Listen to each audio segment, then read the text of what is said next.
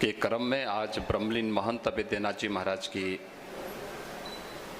पावन पुण्यतिथि है और इस समारोह में यहाँ पर अपना आशीर्वचन देने के लिए यहाँ पर उपस्थित जगत गुरु शंकराचार्य पूज्य स्वामी वासुदेवानंद सरस्वती जी महाराज,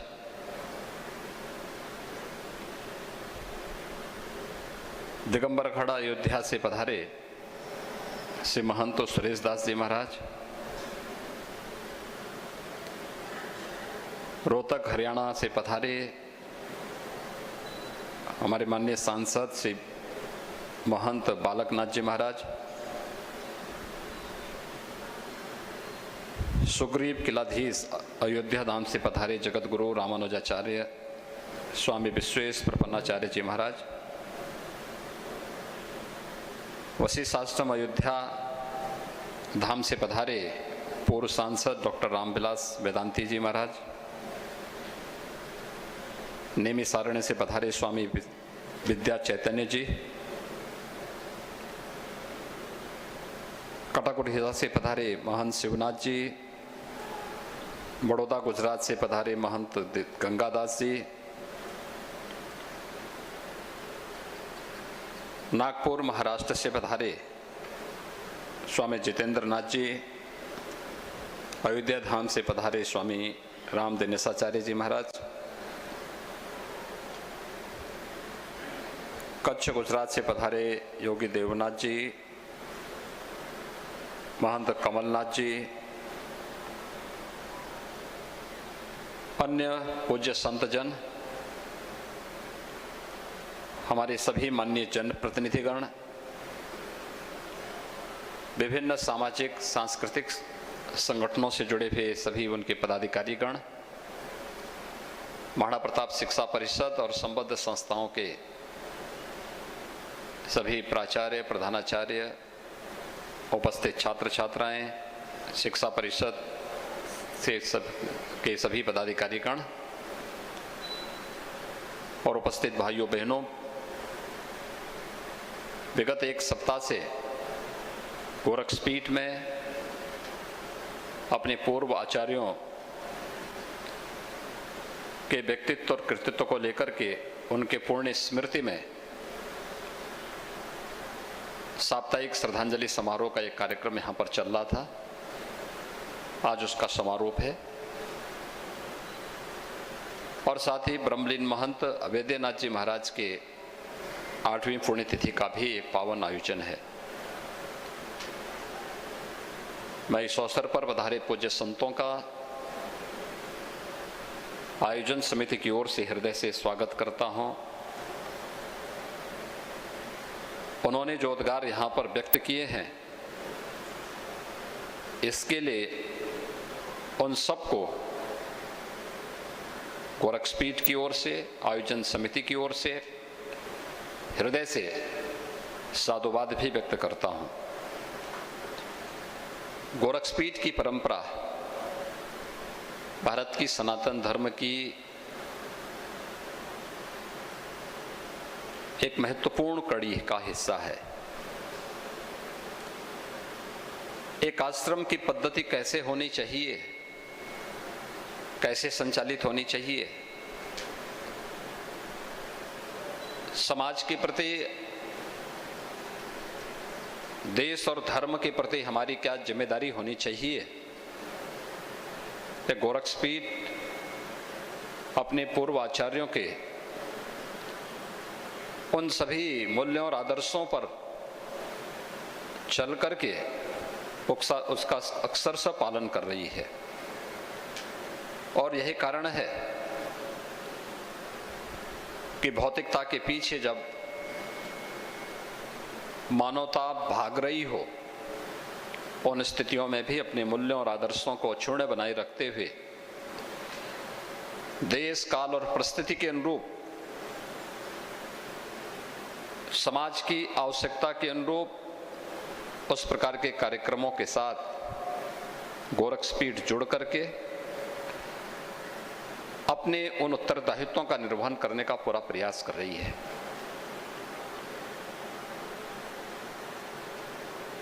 आप अनुमान कर सकते हैं कि एक धार्मिक पीठ आजादी के पूर्व जब ये देश पराधीन था तब शिक्षा की अलख जगाने के लिए अपने सीमित संसाधनों से इस अभियान के साथ जुड़ता है। आजादी के पूर्व देश की आजादी के लिए उस समय की आवश्यकताएं क्या हैं? पूज्य संतों ने उस कालखंड में अलग अलग क्षेत्रों में देश के अलग अलग भूभाग में आंदोलन को कहीं न कहीं नेतृत्व देने का काम भी किया और उसमें बढ़ चढ़ करके भागीदार भी बने। गोरक्षपीठ भी उससे कभी अपने आप को वंचित नहीं रखा, क्योंकि पराधीनता तो देश की है, धर्म भी उस पराधीनता के दंश को झेल रहा था, तो कैसे गोरक्षपीठ इसको बर्दाश्त कर सकती थी। लगातार उस कालखंड में भी गोरक्षपीठ इस अलग के साथ, इस अभियान के साथ जुड़कर के अलग जगाने का कार्य कर रही थी। और यही कारण है कि आजादी के पूर्व देश के स्वाधीनता आंदोलन में बढ़ चढ़ करके भाग लेने का कार्य का अभियान रहा हो, या आजादी के बाद राष्ट्र निर्माण की उस प्रवर्तमान अभियान को एक नई गति देने का गोरक्षपीठ निरंतर अपने आचार्यों के सानिध्य में इस कार्यक्रम को युगपुरुष ब्रह्मलीन महंत दिग्विजयनाथ जी महाराज ने, युगपुरुष ब्रह्मलीन महंत अभेद्यनाथ जी महाराज का निरंतर यही प्रयास रहा कि हमें देश कालोचित समाज के अनुकूल, युग के अनुकूल अपने आप को ढालना होगा और उसके अनुरूप देश और धर्म की रक्षा करने के लिए उस प्रकार के अभियान का हिस्सा बनना भी पड़ेगा। आज जो कुछ भी हम सबके सामने है, ये सब इन पूर्व आचार्यों की ही कृपा, उनके सामर्थ्य, उनकी साधना और उनकी सिद्धि का ही परिणाम है। शिक्षा के क्षेत्र में हो, स्वास्थ्य के क्षेत्र में हो, सेवा के चलने वाले विभिन्न प्रकल्प हो, या फिर साप्ताहिक इस श्रद्धांजलि कार्यक्रम में देश और समाज से जुड़े हुए ज्वलंत मुद्दों पर गोष्ठी के कार्यक्रमों के साथ जुड़ना। एक धार्मिक पीठ अपने आप को केवल अपने पूजा पद्धति तक सीमित नहीं रख सकती। हम देश और समाज की ज्वलंत समस्याओं से अपने आप को अलग नहीं कर सकते। धर्म कभी भी हमें देश और समाज से जुड़ी हुई ज्वलंत समस्याओं से पलायन करने के लिए आज्ञा नहीं देता है। हम अपने आप को उन चुनौतियों के साथ जूझने के लिए तैयार करें। समाज और राष्ट्र से जुड़ी हुई समस्या को अपनी समस्या माने, हमारे धर्म स्थलों को उसके अनुरूप अपने आप को ढालना पड़ेगा। समाज से जुड़ी हुई समस्याओं को लेकर के अगर हम पलायन करेंगे तो जन विश्वास को खोएंगे। राष्ट्र से जुड़ी हुई किसी चुनौती को लेकर के अगर हम मुंह मोड़ने का प्रयास करेंगे तो देश, वर्तमान और भावी पीढ़ी कभी हमें माफ नहीं करेगी।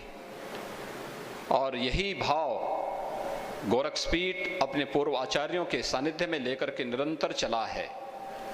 और आज भी आपने पिछले विगत एक सप्ताह के अंदर दोनों सत्रों में चले हुए विभिन्न प्रकार के कार्यक्रम उन सभी समसामयिक मुद्दों और मूल्यों की ओर समान का ध्यानाकर्षण करने का भी वह एक माध्यम बना है।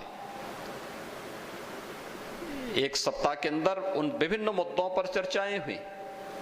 वे चर्चाएं चाहे वह भारत के सांस्कृतिक आंदोलन से जुड़े हुए मुद्दे हों, श्री राम जन्मभूमि पर भगवान राम के भव्य मंदिर निर्माण का कार्यक्रम, ये भारत के लोकतंत्र की और भारत की न्यायपालिका की ताकत का एहसास वैश्विक मंच पर कराता है। भारत की योग की परंपरा को वैश्विक मान्यता मिलना, ये भारत की विरासत की विजय है। कुंभ को वैश्विक मान्यता देकर के मानवता की अमूर्त सांस्कृतिक धरोहर के रूप में मान्यता मिलना, ये भारत की सांस्कृतिक विजय के अभियान का हिस्सा है। भारतीय नस्ल के गोवंश के संरक्षण की वकालत आज वैश्विक मंच पर होना, और जब मानवता विभिन्न प्रकार की बीमारियों से ग्रसित है, इसमें बहुत सारी बीमारियां तो ऐसी हैं जो स्वयं मनुष्य ने अपने भौतिकता में अति भौतिकता के पीछे पड़कर के स्वयं अर्जित की हैं। उनसे मुक्ति का कोई राह दिखा सकता है तो भारतीय नस्ल का गोवंश प्राकृतिक खेती के माध्यम से उस राह को दिखाने का एक सशक्त माध्यम बन सकता है। और इस पर आज विचार किए जाने की आवश्यकता है, इस पर कार्य किए जाने की आवश्यकता है। इस दिशा में एक नए मंथन को आगे बढ़ाने की आवश्यकता है। गाय भी बचेगी और मानवता उन तमाम प्रकार की बीमारियों से बचेगी जो आज देख रही थी। मैं आज सुबह जनता दर्शन के कार्यक्रम में गया था।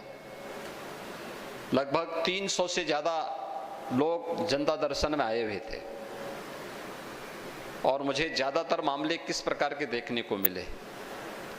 कैंसर के पेशेंट आए थे, किडनी खराब होने के वाले पेशेंट आए थे, किसी का लीवर खराब हो गया है, कोई हार्ट की बीमारी से परेशान है। गलती उनकी नहीं। जो कुछ हम खा रहे हैं, ये फर्टिलाइजर, ये केमिकल, ये पेस्टिसाइड, ये कहीं न कहीं जिसका इस्तेमाल खेती बाड़ी के लिए खेती के लिए किया जा रहा है, ये डायरेक्ट नहीं इनडायरेक्ट तो हमारे अंदर ही भोज्य पदार्थों के रूप में जा रहा है और फिर एक समय वही बीमारी बन करके इतना विभत्स रूप लेता है। स्वच्छता अभियान भारत का इतना अच्छा अभियान बना, इसने न जाने कितने लोगों के जीवन को बचाने का काम किया। हमें हर एक उस अभियान की कीमत को समझना भी पड़ेगा। आज से पहले 2017 के पहले इस सीजन में पूर्वी उत्तर प्रदेश में मस्तिष्क ज्वर से हजारों मौतें होती थी। आज बीमारी नियंत्रण में है। ऐसा नहीं कि बहुत कुछ प्रयास अलग से किए गए हों, नहीं, पब्लिक अवेयरनेस का कार्यक्रम, जनता को जागरूक करना, जनता को स्वच्छता के साथ जोड़ने का कार्यक्रम, थोड़ा भी प्रयास हुआ। शासन प्रशासन उस अभियान के साथ जुड़ा और जनता ने उसमें बढ़ चढ़ करके भाग लिया। परिणाम है कि जहां 1200-1500 मौतें जिस पूरे सीजन भर में होती थी, आज उस मौत को हम लगभग 0 तक पहुंचाने में हम सफलता की ओर अग्रसर हुए हैं। 40 वर्ष में पूर्वी उत्तर प्रदेश ने 50,000 मासूम बच्चों को खोया है। 1977 से लेकर के 2017 तक आखिरी मासूम बच्चे इसी समाज की धरोहर थी। क्या गलती की थी उन लोगों ने? लेकिन अव्यवस्था के शिकार हुए थे वे सब। शासन के पास फंड था, लेकिन उसका उचित नियोजन होना है। समाज को जानकारी नहीं थी कि जो बीमारी हो रही है, ये बीमारी का कारण क्या है।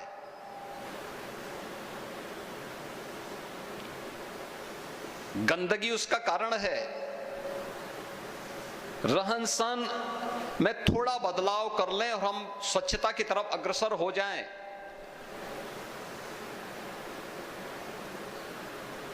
तो हो सकता है उन सब बच्चों को भी उस समय बचाया जा सकता था। लेकिन उस दिशा में कोई ठोस प्रयास नहीं हो पाए। और एक वक्त है, ये समय है आज की, कि जो कुछ भी भारतीय है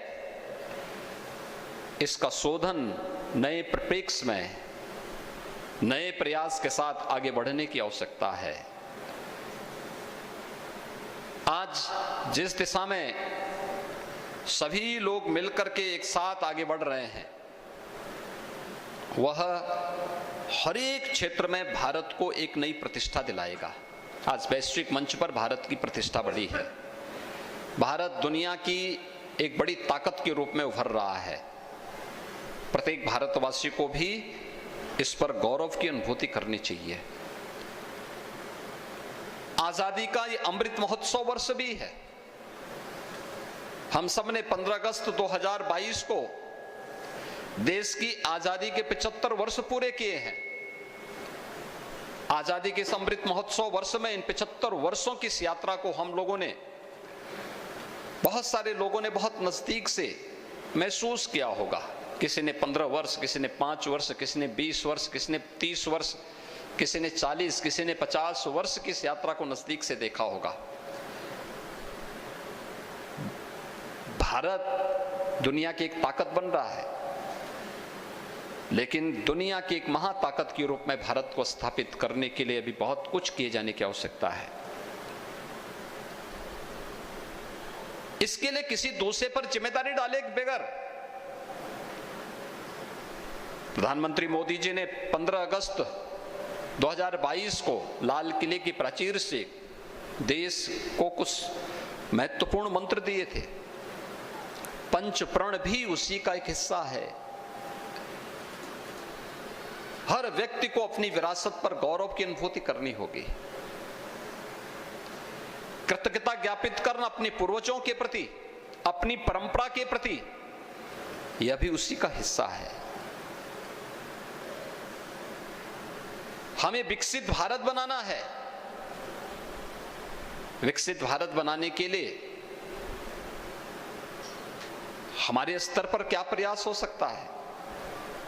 हर व्यक्ति जो जिस क्षेत्र में कार्य कर रहा है, अगर वह अपने कर्तव्यों का ईमानदारी पूर्वक निर्वहन करने लग जाए, अपने कर्तव्यों का अपने अपने क्षेत्र में, धार्मिक क्षेत्र से जुड़े हुए लोग धार्मिक जागरण के कार्यक्रम को व्यवस्थित रूप से आगे बढ़ा दें, व्यापारिक संगठनों के लोग व्यवस्थित तरीके से उन कार्यक्रमों को आगे बढ़ा लें,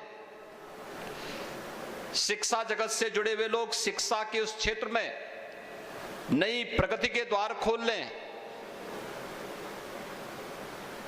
प्रशासन से जुड़े हुए लोग प्रशासनिक व्यवस्था के साथ, समाज सेवा के क्षेत्र में जुड़े हुए लोग समाज सेवी एक निश्चल और निष्पक्ष भाव के साथ कार्य करना प्रारंभ कर देंगे।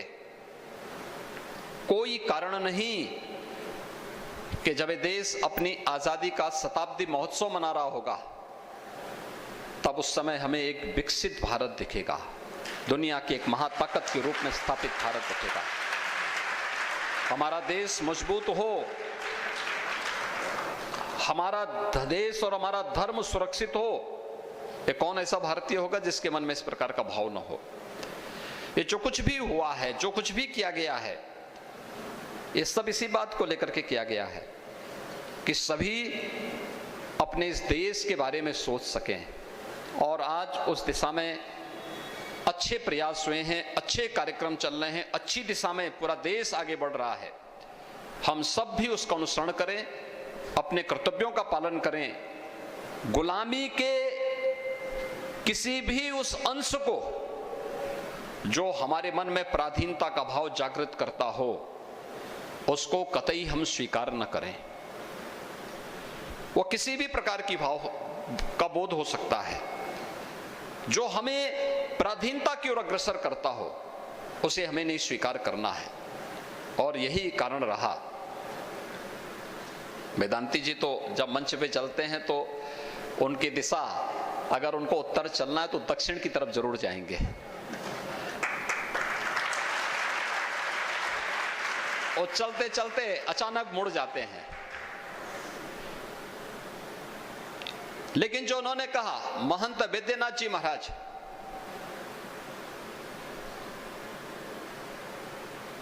गोरक्षपीठ की परंपरा के अनुरूप उन्होंने राम जन्मभूमि आंदोलन के नेतृत्व को भी स्वीकारा था। गोरक्षपीठ के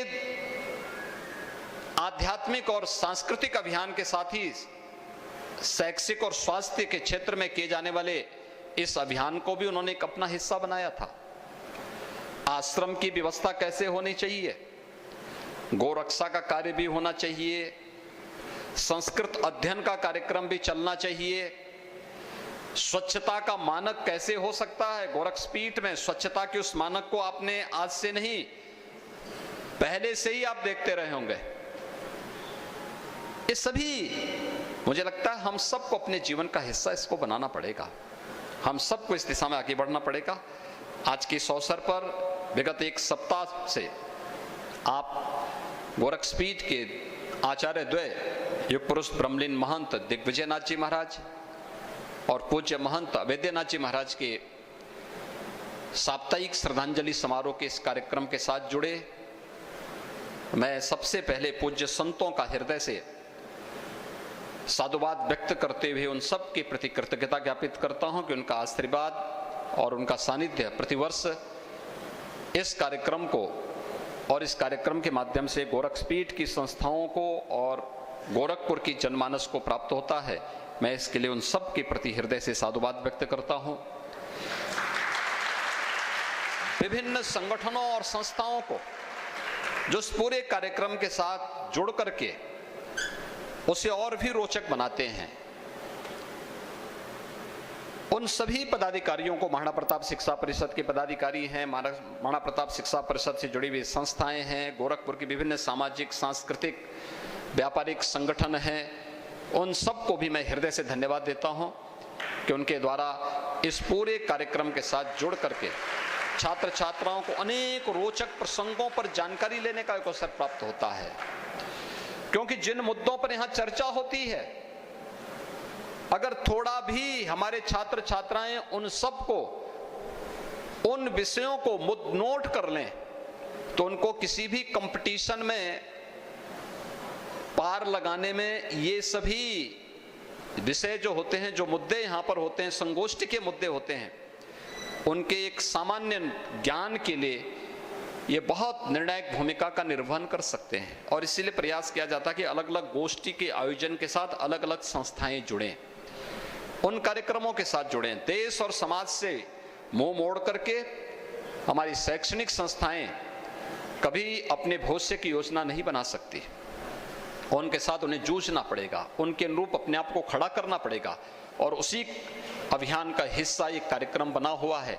आज के इस अवसर पर मैं महाराणा प्रताप शिक्षा परिषद से जुड़ी हुई सभी संस्थाओं को, जो युग पुरुष ब्रह्मलीन महंत दिग्विजयनाथ जी महाराज और पूज्य महंत वैद्यनाथ जी महाराज की साधना और सिद्धि की एक थाती है, उसको आगे बढ़ाना, उसको यशस्वी बनाने की दिशा में हम सब की सामूहिक तपस्या उसके साथ जुड़नी चाहिए। और क्या कुछ हो रहा है देश और दुनिया में, उसको भी हमें इसके साथ जोड़ने का प्रयास करना ही होगा। आज के इस अवसर पर आप एक सप्ताह के इस कार्यक्रम के साथ जुड़े हैं, आप सबको भी मैं हृदय से धन्यवाद देता हूं और विश्वास व्यक्त करता हूं कि हम अपने पूज्य आचार्यों के व्यक्तित्व और कृतित्व से, जो हमें निरंतर एक नई प्रेरणा प्रदान करता है, जीवन के किसी भी क्षेत्र में कार्य करने वाला व्यक्ति हो, उनके लिए इन पूज्य संतों का व्यक्तित्व और उनका कृतित्व हमेशा प्रेरणादायी बना रहेगा। इस विश्वास के साथ मैं अपने पूज्य गुरुदेव ब्रह्मलीन महंत वैद्यनाथ जी महाराज की 8वीं पुण्यतिथि पर उनका पुण्य स्मरण करते हुए, उनके श्री चरणों में नमन करते हुए गोरक्षपीठ और सभी संबद्ध संस्थाओं की ओर से उन्हें विनम्र श्रद्धांजलि अर्पित करते हुए आप सबको मैं हृदय से साधुवाद देता हूं। धन्यवाद। जय हिंद। बहुत बहुत धन्यवाद।